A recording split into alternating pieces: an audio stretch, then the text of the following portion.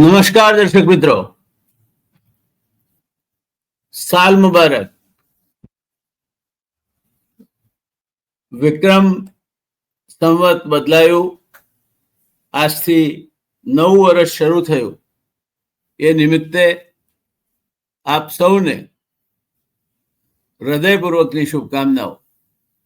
વિક્રમનું આગામી વર્ષ આપ સૌને યશદાયી, મનોવાંછિત ફળની પ્રાપ્તિ કરાવનારું, હેતપ્રીત વધારનારું અને સૌથી આગળ વધીને કહીએ તો આજના જમાનામાં જે ઘરઘાલી ગયેલી બીમારી છે તે તણાવ અને ડિપ્રેશનથી દૂર રાખનારું, આનંદ મંગળ કરાવનારું બની રહે એવી મારી હાર્દિક શુભકામનાઓ. આખું વર્ષ આપણે આનંદ કર્યો દોસ્તો, અને નવું વર્ષ આજે શરૂ કરી રહ્યા છીએ.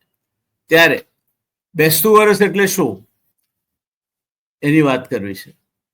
સાંસ્કૃતિક, ધાર્મિક, પ્રાકૃતિક અને ભૌગોલિક વૈવિધ્ય ધરાવતા ભારતમાં અલગ અલગ રાજ્યમાં અલગ અલગ દિવસે નવું વર્ષ ઉજવવામાં આવે છે. ગુજરાતમાં વસતા વિવિધ સમુદાયોમાં પણ એક કરતા વધુ નવા વર્ષ ઉજવાય છે. વૈશાખના પ્રથમ દિવસે પંજાબીઓનું નવું વર્ષ બૈસાખી ઉજવવામાં આવે છે, તો ચૈત્ર મહિનાના પહેલા દિવસે મરાઠી અને કોંકણી લોકોનું નવું વર્ષ ગુડી પડવો ઉજવાય છે. સવાલ એ થાય છે કે ગુજરાતીઓનું નવું વર્ષ કેમ દિવાળી પછી ઉજવવામાં આવે છે? તિથિ, માસ અને વર્ષ એ કોઈ પણ ઐતિહાસિક, રાજકીય, સાંસ્કૃતિક કે ખગોળીય ઘટનાને નોંધવા માટે અનિવાર્ય માહિતી છે. પદ્ધતિસર સંવત અમલમાં આવ્યા તે પહેલા રાજાના શાસનકાળના વર્ષ સાથે સમયને જોડવામાં આવતો. મૌર્યકાલીન રાજા અશોકના શિલાલેખો તેનું ઉત્કૃષ્ટ ઉદાહરણ છે. વૈદિક કાળથી પંચાંગના આધારે તિથિ નક્કી કરવાની ભારતમાં પરંપરા રહી છે. પંચાંગમાં તિથિ, વાર, નક્ષત્ર, યોગ અને કરણ, 30 ઘડીના કાળનો એક એકમ એને કરણ કહેવાય, એમ 5 અંગ જણાવવામાં આવ્યા છે. આ ભારતીય પંચાંગો અને ધર્મશાસ્ત્રોમાં સૌર, ચંદ્ર, સાયન અને નક્ષત્ર એમ 4 પ્રકારના કાલમાનનું મિશ્ર સ્વરૂપ સ્વીકારાયેલું છે. ગુજરાતમાં નવું વર્ષ ક્યારે આવે? ગુજરાતમાં વિક્રમ સંવત પ્રમાણે વર્ષનો પહેલો દિવસ કારતક સુદ એકમ છે, એટલે કે આજ. આ સંવતને વિક્રમ કાલ, માનવગણ કે કૃત ના નામથી પણ ઓળખવામાં આવે છે. વેપાર વાણિજ્ય સાથે જોડાયેલા ગુજરાતીઓ દિવાળીના દિવસે ચોપડા પૂજન કરીને નવા વર્ષના રોજમેળ માંડે છે. કમ્પ્યુટર આવવા છતાં પરંપરાગત ખાતાવહી ચોપડા હજુ પણ પ્રચલિત છે અને દિવાળીના દિવસે તેનું પૂજન પણ થાય છે. આ દિવસે જૂની ખાતાવહી બંધ કરવામાં આવે છે, નવી ખાતાવહી શરૂ કરવામાં આવે છે. વિક્રમ સંવતનું એક નવું વર્ષ 2083 નું વર્ષ શરૂ થઈ રહ્યું છે, પણ જેનું નામ આ સંવત સાથે જોડાયું છે તે વિક્રમ એટલે કોણ?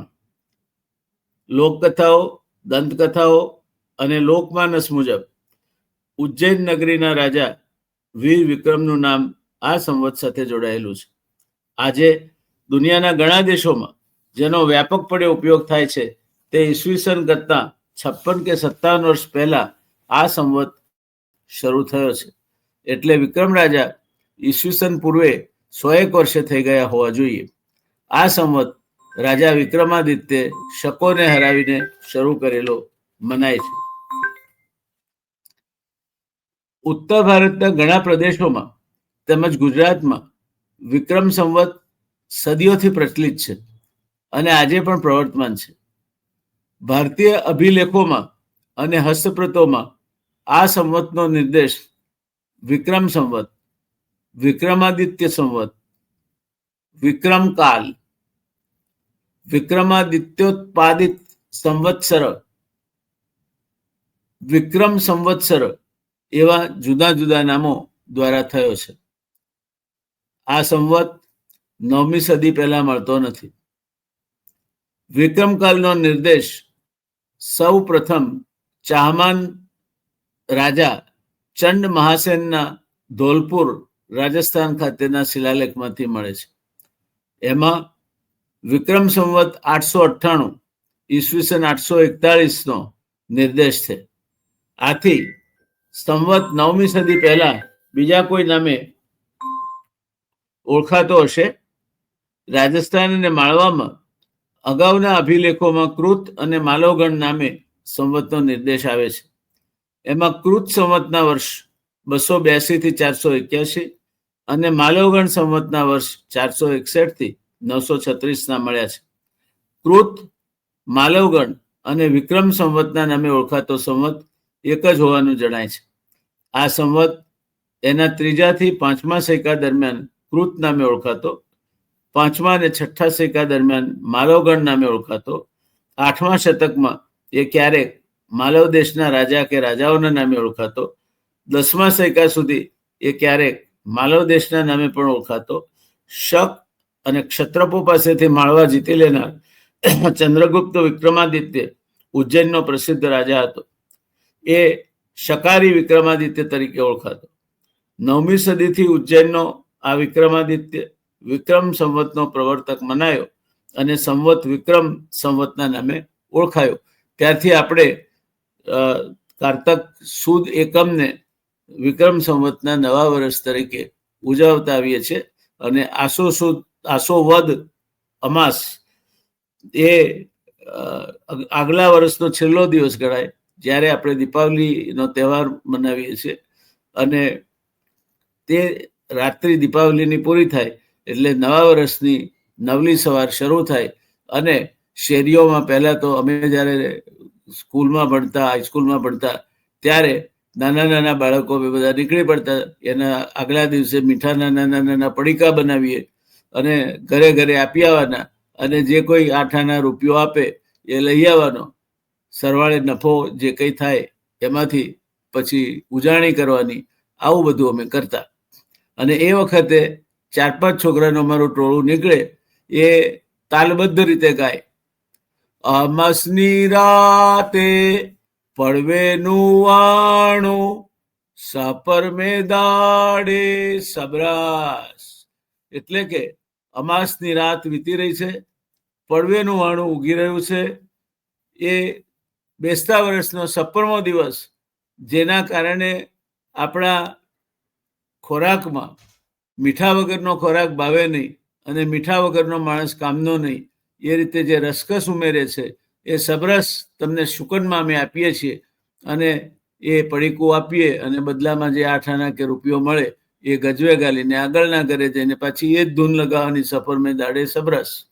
અને મા એ દાડે સવારમાં વહેલી ઉઠે, ઘરમાં સંજવારી કાઢે, જૂનું માટલું કે પડ્યું એમાં એ બધો કચરો ભરે અને પછી જઈ અને બહાર 4 રસ્તે મૂકી આવે. એને અળસ કાઢી કહેવાય. અને પછી ત્યાંથી થાળી વગાડતી વગાડતી ઘરમાં પાછી આવે ને આખા ઘરમાં ફરે. અળસ જાય ને લક્ષ્મી આવે, અળસ જાય ને લક્ષ્મી આવે. મૂળ અર્થ એ થાય કે જૂનું વર્ષ પૂરું થયું, એનો જે કૂડો કચરો હોય, મગજમાં ભરાઈ રહેલો હોય તે સમેત એ દૂર થાય. અને લક્ષ્મી એટલે કંઈક ઉપાર્જન કરવાની ભાવના, કંઈક હકારાત્મક પ્રવૃત્તિ કરવાની ભાવના, કંઈક દ્રવ્યનું ઉપાર્જન કરવાની ભાવના એ આવે. આ અળસ જાય ને લક્ષ્મી આવે એનો અર્થ આ થાય. અને એ પ્રમાણે અળસ કાઢવાનો રિવાજ એ પણ એક આપણા રૂઢિગત રિવાજોમાં ચાલ્યો આવતો રિવાજ છે. આમ દિવાળીના મેરાયા પછી રાત્રે સબરસના પડીકા બનાવવાના, ફટાકડા ફોડવાના, લગભગ આખી રાત જાગવાનું. અને સવારે 4 વાગ્યાથી તો પછી નવા વર્ષની નાહી ધોઈને બહાર નીકળી પડવાનું. સબરસ વેચી મારીએ, પછી વડીલોને પગે લાગવા જવાનું, દેવદર્શને જવાનું, મંગળા આરતીના દર્શન કરવાના. અને દિવસ શરૂ થાય ત્યારે તો ખાસ્સા 2-3 કલાક વીતી ગયા હોય અને તરોતાજા થઈને કોકના ત્યાં જમાવી નાસ્તો કરવાનો. સરસ મજાના ઘૂઘરા હોય, ઘારી હોય, જાડી સેવ હોય, ગાંઠિયા હોય, ક્યાં કોળી મોહનથાળ હોય, ક્યાં કોળી ઘારી હોય, ક્યાં કોળી બીજું કંઈ હોય. આ રીતે તહેવારો એ જમાનામાં ઉજવાતા. હમણાં મને એક જગ્યાએ કોઈકે સુવાળી આપી, તો સુવાળી એટલે ઘઉંના લોટમાંથી બને, એમાં મોણ ન નાખ્યું હોય, કડક પૂરી હોય એને સુવાળી કહેવાય. એકદમ પાતળી વળી અને ઘીમાં તળવામાં આવે. ત્યારે આ સુવાળી મેદાના લોટમાં બની હતી. મેદાના લોટમાં બનેલી ડીપ ફ્રાઈડ સુવાળી એ પચવામાં અઘરી પડે, નુકસાનકારક થાય. પહેલા લગ્ન હોય, જનોઈ હોય એવા પ્રસંગે, દીપાવલી જેવા પ્રસંગે સુવાળી બનતી ઘઉંના લોટની, અને એ લાંબો સમય રહે એટલા માટે એ માટલું ભરવામાં પણ વપરાતી, અને દિવાળી વખતે 5-6 દિવસ ખાવામાં, નાસ્તા કોઈને કરાવવામાં પણ એ સુવાળીનો ઉપયોગ થતો. એટલે આ રીતે દિવાળીનું પર્વ ઉજવાય.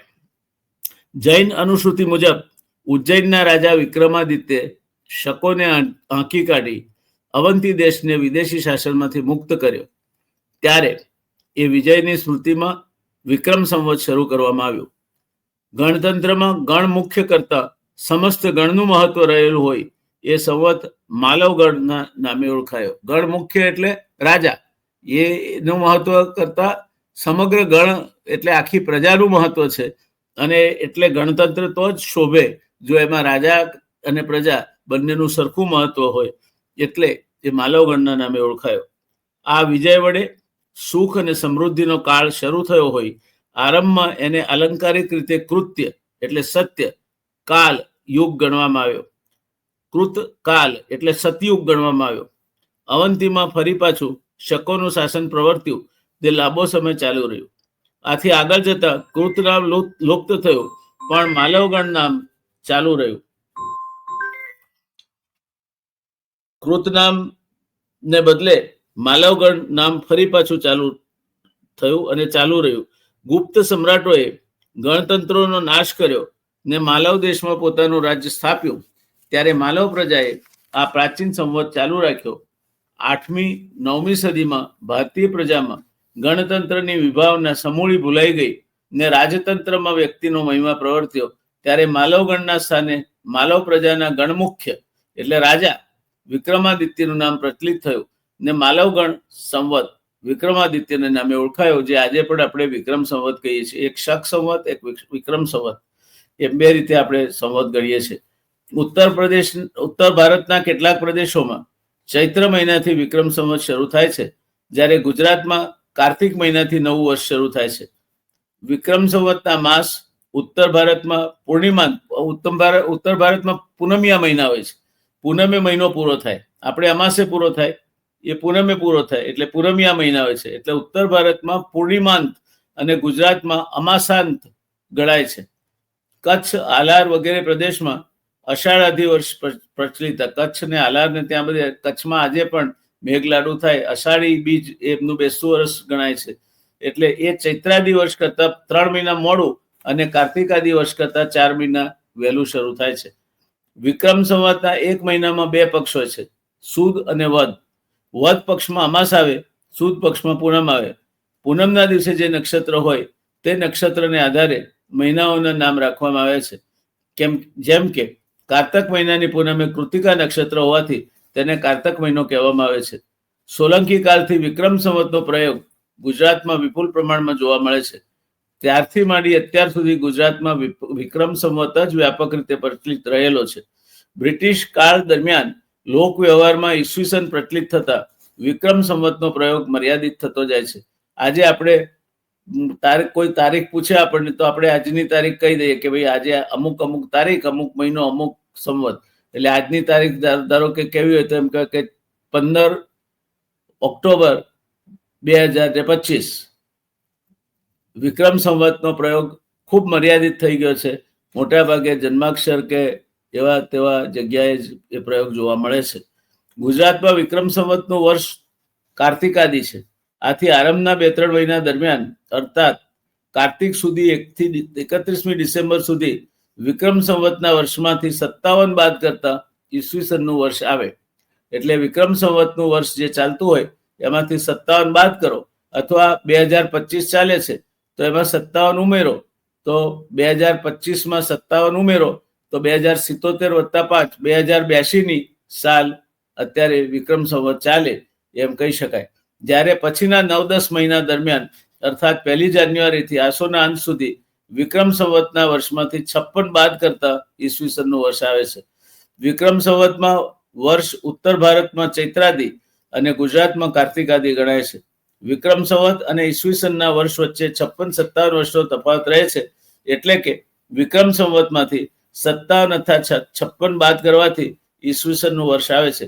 જો 56 બાદ કરીએ તો અત્યારે વિક્રમ સંવત 2083 ચાલતું હોવું જોઈએ. 57 બાદ કરીએ તો 2025 ચાલે છે ઈસવીસન, એટલે 2082 ચાલતું હોવું જોઈએ.